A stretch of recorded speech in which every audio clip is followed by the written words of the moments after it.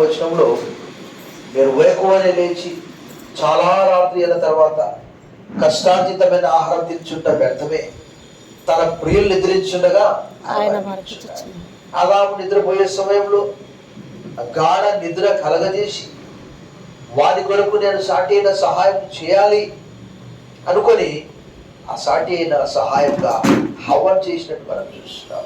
మరి ఇక్కడ 107వ కీర్తనలో చూస్తే అక్కడ ఎంత కష్టం ఉంటున్నది వాళ్ళకు. ఏమీ లేని చోట అన్ని కల్పించే గొప్ప దేవుడు ఆయన. మరి అరణ్యంలో వారికి ఆహారం ఇచ్చాడంటే అక్కడ రాయబడ్డది. మనకు కాసేపు నాకు ఈ మధ్యలో అదేంటో కానీ షుగర్ బాగా డౌన్ అయిపోతుంది. అంటే ఆ టైంలో ఖచ్చితంగా ఏదో ఒకటి తినాలి, గాబరా కావడం, అంటే కళ్ళు తిరిగి పడిపోతానేమో అనేటట్లు. అంటే మానవునికి కావలసినటువంటిది ఏంటి? ఆహారం. అక్కడ రాయబడ్డది, ఆకలి తప్పుల చేత వారి ప్రాణం వారిలో సొమ్మసిల్లిందంట. నిజంగానే నాకు ఈ మధ్యలో అలా జరుగుతుంది. అప్పుడు ఈ టైంలో తినాలి, బాగా ఏదైనా ఒకటి తినాలి. ఒకటని కాదు, యాకోబు నాకు తినటం ఆహారము, ధరించుకున్నటం వస్త్రాన్ని నీవు ఇస్తే నీవు నాకు దేవుడు అయ్యుందువు, మరియు నీవు నాకు ఇచ్చు సమస్తంలో నేను నీకు 10వ వంతు చెల్లిస్తాను అని అక్కడే ఆ బేదెం దగ్గర బ్రొక్కుకొని నూనె పోస్తూ ఉన్నాడు. ఆదికాండం 28వ అధ్యాయం 20-21 రాయబడ్డది. చూడండి, ఈ మధ్యలో చాలా ఆలోచనలు వస్తున్నాయి. అంటే రకరకాల విశ్వాసంతో ఉన్నటువంటి వాళ్ళని చూసి నా భర్తకు మంచి మనసు రావాలి, నా భార్యకు మంచి మనసు రావాలి, నాకు పిల్లలు పుట్టాలి, నాకు ఉద్యోగం రావాలి, నేను ఇల్లు కట్టుకోవాలి, నాకు ఆరోగ్యం ఉండాలి అని నిజంగా ఎంతో దూరంగా ఉన్నటువంటి దేవునికి వెళ్ళి మొక్కుకుంటూ ఉన్నారు. నాకు అనిపించింది, అంటే బజార్లో వెళ్తూ ఉన్నప్పుడు వారు సిద్ధపడి ఏదో దూరానికి అంటే, కానీ ఈ దేవుడు ఎలాంటి దేవుడు అంటే మానవులను వెతుక్కుంటూ వచ్చినటువంటి దేవుడు ఆయన. ఎంత గొప్ప దేవుడు కదా. మనుషులందరూ కూడా దేవుడిని వెతుకుతూ ఎక్కడో దేవుడా నాయనా నా భార్య మారాలి, మంచి మనసు, నా భర్త మారాలి, నాకు ఉద్యోగం రావాలి, నా పిల్లల పెళ్లిళ్ళు కావాలి, నేను ఇల్లు కట్టుకోవాలి, సమాజంలో సంఘంలో బాగుండాలి అని ప్రతి ఒక్కరు కూడా గొప్పగా ఉండాలని అనుకుంటారు. కానీ ఇక్కడ భక్తులు అంటున్నాడు, నరులకు ఆయన చేసే ఎవరో మాట్లాడతారు, కాసేపు ఆగమని చెప్పండి. నరులకు ఆయన చేసే ఆశ్చర్య కార్యాలు, ఆయన చూపించే కృప. అసలు మానవుడు దేవుని వాక్యంలో ఈ మధ్యలోనే చూశారు, యోగు గ్రంథంలో దేవుని సన్నిధిలో నరులు పవిత్రులుగా ఉంటారని అంటాడు. భక్తులు ప్రశ్న వేస్తారు, నిజమే కదా, మానవుడు ఎంత ఘోరమైన పాపి కదా. అంటుంటారు కదా, కూర్చుంటే కుక్క బుద్ధి, లేస్తే లేడి బుద్ధి, పండుకుంటే పంది బుద్ధి అంటుంటారు. అంటే కాసేపు పోయిన తర్వాత ఒక్కొక్క మాట మారుతూ ఉంటుంది. కానీ దేవుని యొక్క కృప ఒక స్థిరంగా ఉండదు అనమాట.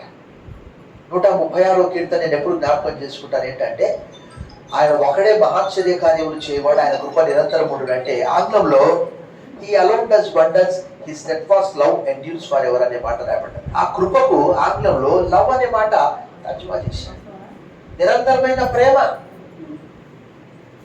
నిజంగా అంటే, కానీ ఒకటి ఏంటంటే దేవుడు ఇచ్చి మర్చిపోతాడు, మానవులు పొందుకొని మర్చిపోతుంటాడు. భక్తుడు అదే అంటాడు, ఆయన కృపను బట్టి నరులకు ఆయన ఆశ్చర్య కార్యాలను బట్టి. అంటే 15 సంవత్సరాల క్రితం ఈ వాక్యం చెప్పాలంటే ఏదైనా ప్రోగ్రామ్ అయితే ఏ వాక్యం చెప్పాలని అనుకునేవాడిని. ఇదే డైలీ మనం చదువుతా ఉంటే చూడండి, ఒక చోట కాదు ఎన్ని చోట్ల రాయబడ్డా. చూడండి, ఇందాక మనం ఏం చెప్పుకున్నాము, ఆకలి తప్పుల చేత అనుకున్నాము.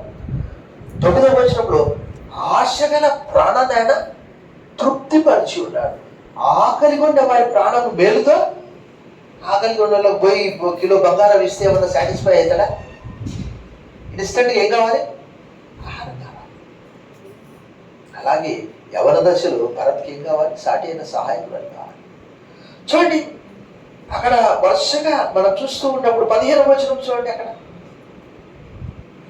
ఆయన కృపను బట్టి నరులకు ఆయన చేయు ఆశ్చర్య కార్యాలను బట్టి వారు యెహోవాకు కృతజ్ఞతాస్తుతులు చెల్లించారు. ఎన్నిసార్లు రాయండి అసలు. నాకు ఇలా మనం మాట్లాడుతూ పోతే యాకోబు 28వ అధ్యాయం ఇందాకనే చెప్పుకున్నాం. నాకు తినడం ఒక ఆహారం, నేను నిన్ను ఆశీర్వదిస్తా అంటే భోజనం అడుగుతున్నాడు, బట్టలు అడుగుతున్నాడు. ఎంత విచారకరం కదా. నేను నిన్ను ఆశీర్వదిస్తా, తూర్పు తట్టు, పడమర తట్టు, ఉత్తర తట్టు, దక్షిణ తట్టు, నీ సంతానాన్ని ఇసుకరేణువుల వల్ల చేస్తానన్నాడు. అంటే ఆయన చిన్నగా అడుగుతున్నాడు. దేవుడు ఇచ్చేటివి అంటే పెద్ద పెద్దవి అనమాట. అందుకే యాకోబు అంటాడు తిరిగి వచ్చేటప్పుడు, ఏమంటాడు? యెహోవా 32వ అధ్యాయం 10వ వచనంలో, యెహోవా నీవు నీ సేవకునికి చేసిన సమస్తమైన మేళ్లకు సత్యమునకు అపాత్రుడను. నేను యోగ్యుడను కాదు. ఈ మాట వాచ్నైట్ సర్వీస్ లో చెప్పాలని తలస్తూ ఉన్నాను. నిజంగా మనం యోగ్యులమా? యోగ్యత ఉన్నదా మనకు పొందుకోవడానికి? కానీ దేవుడు ఉచితంగా ఆయన అంటున్నాడు యాకోబు, నేను అయోగ్యుడను ప్రభా, అపాత్రుడను నాయనా అని అంటాడు. ఈ చేతి కర్రతో నేను యోర్దాను దాటి. ఒకసారి 32:10 చదువు భరత్. ఆదికాండము 32:10 చదువు.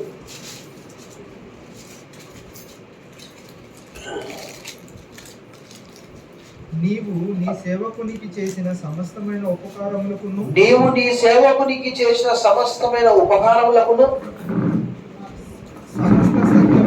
సమస్త సత్యములకును అపాత్రుడను. ఎట్లనగా నా చేతి కర్రతో మాత్రమే ఈ యోర్దాను దాటి తిని, ఇప్పుడు నేను 2 గుంపులైతిని. చూసారా? పోయేటప్పుడు ఎలా వెళ్ళాడట? మధ్య నుంచి గడబడి చేస్తున్నాడు.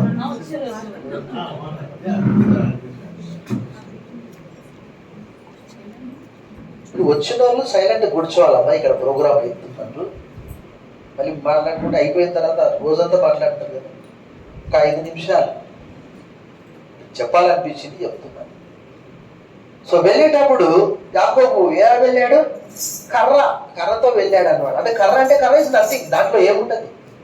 వచ్చేటప్పుడు అసలు ఇప్పుడు సమయం కాదు, కానీ మీరు వింటే ఆశ్చర్యపోతారు.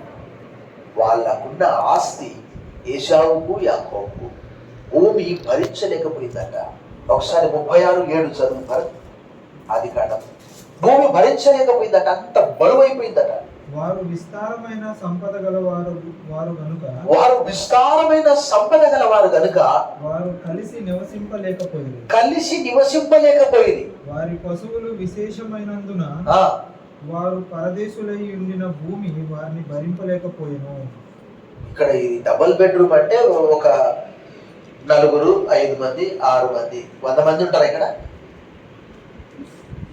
ఇక నిలబడే ఉండాలి, పడుకోవడానికి స్థలం ఉండదు. వాళ్ళ ఆస్తి అంతగా అయిపోయిందట. కొంచెం నాకు ఆశ్చర్యం అనిపిస్తుంది. మనం నిలవబడిన భూమితో సహా సర్వ భూమియో నాదే కదా అన్నాడు 19వ అధ్యాయం 9వ కాండంలో. సో ఇక్కడ కూడా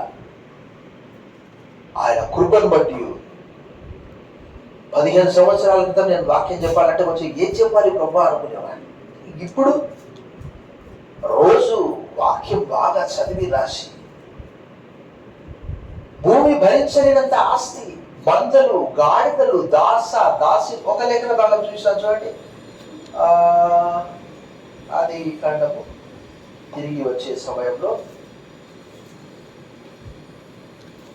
30:43 ఆ ప్రకారము ఆ మనుష్యుడు అంటే యాకోబు అత్యధికముగా అభివృద్ధి పొంది విశాలమైన మందలు, దాసీలు, దాసులు, ఒంటెలు, గాడిదలు గలవాడాయను. ఒక వచనం చాలు. సో ఈ సమయం అందు మరి నేను విస్తరించి మాట్లాడాను. అలేఖ్య కొరకు ప్రార్థించినప్పుడు వారి ఆలోచన ఏంటంటే వైజాగ్, గుంటూరు, విజయవాడను, హైదరాబాదు, విజయనగరము, విశాఖపట్నము, శ్రీకాకుళం కాదు, మా ఇంటి పక్కనే అబ్బాయి కావాలి అని అలా కోరుకున్నాను. నేను ప్రయాణం చేయలేను. సో వారు కోరుకున్న రీతిగా వారికి ఈ ఊరిలోనే పక్క వీధిలోనే వారి కొరకు ఒక భయభక్తులైనటువంటి జీవితం కావాలి స్వామి. అలాగే భరత్ కొరకు కూడా ఎన్నో దినాలు ప్రార్థించాం. మేము కూడా కొన్ని మ్యాచెస్ చూసాం, కానీ వారు కూడా పక్క వీధిలోనే వారి కొరకు సాటి అయిన సహాయకురాలు. ఆయన కృపను బట్టి, నరులకు ఆయన చేసే ఆశ్చర్య కార్యాలను బట్టి దేవుడు అడగకముందే అడిగాం మనం. బట్ అంటే ఇలా మనం మాట్లాడుతూ పోతే అసలు ఈ రోజంతా మాట్లాడితే తక్కువనే. ఎందుకంటే మనం పీల్చే గాలితో సహా బైబిల్ గ్రంథంలో రాయబడిన మాట ఇక్కడ నేను అన్ని చూపించాను. ఆయన అందరికీ జీవమును, ఊపిరిని, సమస్తమును దయచేయవాడు అని భక్తుడు అపోస్తలుల కార్యం 17వ అధ్యాయంలో చెప్తున్నాడు. నిజంగా మనం నిలుచున్న స్థలం మొదలుకొని మనం పీల్చే ఆ గాలి కూడా అదే గాలిని ఐసీలో పెట్టి ఆక్సిజన్ పెట్టామని ఇన్ని పని తీసుకుంటున్నాను. ఇక్కడ బయట ఉంటే ప్రశాంతమైనటువంటి గాలి పీల్చుకుంటాం. అఫ్ కోర్స్ అది మళ్ళీ వేరే టాపిక్. రోగులకి కానీ ఆరోగ్యవంతులకు వైద్యులు అక్కర్లేదు. Those who are well known doctor physician. వారికి అస్వస్థతగా ఉన్నది కాబట్టి ఆరోగ్యం కావాలి. గాలి కూడా తీసుకోలేని పరిస్థితి అంటే వారికి ఏదో అస్వస్థతగా ఉన్నది. సో ఇంకా ఆ 107వ కీర్తనలో ఎన్నిసార్లు భక్తుడు అలా చెప్తూ వెళ్తున్నాడు చూడండి. అదే 107వ కీర్తనలో ఇలా మనం మాట్లాడుతూ పోతే సాయంత్రం అవుతుంది అంతే. చూడండి, ఇంకా 107, 8 చూసాము, 15 చూసాము, ఇంకా 21 మనం చూసాం. ఆయన కృపను బట్టి నరులకు ఆయన చేయు ఆశ్చర్య కార్యములను బట్టి వారు యెహోవాకు కృతజ్ఞతాస్తుతులు చెల్లించుదురు గాక. పోస్ట్ ఆఫీస్ లో పెన్ ఇస్తేనే మళ్ళా థ్యాంక్స్ అంటాం. ఉదాహరణకి థ్యాంక్ యూ. అలాంటిది దేవుడు మనం ఎప్పుడు గుర్తుంచుకునే వివాహం కొరకై సాటైన సహాయకురాన్ని, ఉద్యోగ దీవెన, ప్రమోషన్, ట్రాన్స్ఫర్, గృహము, ఇలాంటివన్నీ కూడా కీర్తనకారుడు అంటాడు 40వ కీర్తన 5వ వచనంలో ఆ చక్కటి మాట చూడండి. అది నాకు నోటికే కానీ మీ కొరకు నేను చదువుతున్నాను. యెహోవా నా దేవా, నీవు మా ఎడల జరిగించిన ఆశ్చర్య క్రియలు, మా ఎడల నీకున్న తలంపులు బహు విస్తారములు, వాటిని వివరించి చెప్పేదని అనుకుంటున్నవి లెక్కకు మించి ఉన్నవి. నీకు సాటి అయిన వాడు ఒకడు. నిజమే, నీ అవసరం తీర్చేవాడు దేవుడే. నీ నమ్మకం, నీ విశ్వాసం నా దేవుడు నాకు ఇస్తాడని. సో ఈ సమయమందు మరి భరత్ను దేవుడు ఉద్యోగంతో ఆశీర్వదించాడు, రక్షణతో ఆశీర్వదించాడు. మరి సాటి అయిన సహాయకురాలతో కూడా దేవుడు ఆశీర్వదించనైతున్నాడు. అంటే తన జీవితంలో ఏది అవసరమో, ఇందాక చెప్పాను, తన ప్రియులు నిద్రించుండగానే వారికి ఇచ్చున్నాడు. ఆదాముకు గాఢ నిద్ర కలగజేసి దేవుడు ఏం చేశాడట? హవ్వనిచ్చాడట. అన్ని జతలుగా ఉన్నాయి. జతలుగా లేదు ఎవరంటే ఆదాము ఒకడే. ఇట్ ఈస్ గుడ్ అన్నాడు. It is not good. What is not good? Man should be alone. నరుడు ఒంటరిగా ఉంటా మంచిది కాదు. సో భరత్ కూడా ఒంటరిగా ఉండడం మంచిది కాదు అని తన కొరకు ఒక సాటి అయినటువంటి సహాయకురాల్ని దేవుడు తన కొరకు దయచేశాడు. ఇక మనం 107వ కీర్తనలో ఇంకేమైనా ఉండదో చూసాం. దీవెన 107వ కీర్తనలో ఇందాక మనం చూసాం కదా, ఇంకే ఏదైనా ఉన్నదా చూసాం. 8 చూసాం, 15 చూసాము, 21 చూసాము, ఇంకా 22 చూసాం. 22 వారు కృతజ్ఞత అర్పణలు, ఇంతవరకు కృతజ్ఞత స్తుతులు చెల్లించారట. ఇప్పుడే నేను చూస్తున్నాను, స్తుతులు చెల్లించారట. ఇప్పుడేందట? అర్పణలట. నిజంగా మనం ఎలాంటి అర్పణ దేవునికి ఇవ్వగలం? దేవునికి ఇష్టమైనటువంటిది మన హృదయమే. సో వారు కృతజ్ఞత అర్పణలు చెల్లించుగాక. ఉత్సాహ ధ్వనితో ఆయన కార్యములను, సో ఆయన కార్యాలు అంటే ఒకవేళ నేను అనుకునేది ఏంటంటే భరత్ ఒక టెస్ట్ మనీ, ఒక కాపీ ప్రింట్ చేసి, హార్డ్ కాపీ, దేవుడు నాకు ఇలాగూ రక్షణ ఇచ్చాడు, దేవుడు నాకు ఇలాగూ ఒక ఉద్యోగం ఇచ్చాడు, దేవుడు నాకు వివాహం జరిగించాడు అని ఒకవేళ ఆయన కార్యాలు చెప్పగలిగితే అది ఎవరికైనా కూడా దేవునికి మహిమ, మానవులకు ఆశీర్వాదం. ఈ సమయము మరి సమయం చాలా అయింది కాబట్టి ఈ వాక్యం అంతటిని బట్టి, మనం చదువుకున్న వాక్యాన్ని బట్టి మానవులకు దేవుడు ఏమేమి చేస్తాడో ఇంతసేపు చెప్పారు. ఆహారం మొదలుకొని, వస్త్రాలు మొదలుకొని, యాకోబు గురించి విన్నాము, దావీదు గురించి మనం విన్నాము. నా నోటి మాటగా కాదు, మరి ఏ కుటుంబంలో కూడా అడగకముందే బైబిల్లో కూడా రాయబడ్డది, యెషయా 45:24, వారు వేడుకొనక మునిపే నేను ఉత్తరం ఇచ్చేదన్నాడు. సో వారు అడిగారు, మాకు ఎక్కడెక్కడో కాదు ఇక్కడే కావాలి అని అడిగారు, దేవుడు వారికి దయచేశాడు. సో ఆ రాబోయే దినాల్లో వారు ఆ దేవునికి లోబడి, ఆ దేవుని ప్రేమించి, ఆ దేవుని హత్తుకొని, ఆయన కృప అంటే మరి యోగ్యత లేనటువంటి వారికి అర్హత కనిపించేది ఆ కృపని మనం చెప్పొచ్చు దేవుని వాక్య ప్రకారం. సో మనకు ఆ అర్హత లేదు. యాకోబు అన్నాడు, నేను అపాత్రుడను సత్యమునకు మేళ్లకు, కానీ నువ్వు నాకు ఇచ్చావు. సో ఈ సమయమందు ఈ వాక్యాన్ని బట్టి దేవుడు భరత్ను వివాహం కొరకై ఈ నలుగులో ఆశీర్వదించాలని, నేను ఒక కాబరిగా, ఈ కుటుంబ క్షేమం కోరే వ్యక్తిగా నేను భరత్ను ఆశీర్వదిస్తూ ఈ హెచ్చరిక కూడా చేస్తున్నాను. కృతజ్ఞత అర్పణలు చెల్లించి ఆయన గురించి ఇతరులకు రాబోయే దినాల్లో ప్రకటించాలని కూడా నేను ఈ వాక్యాన్ని తెలియజేస్తూ ముగిస్తూ ఉన్నాను. God bless you.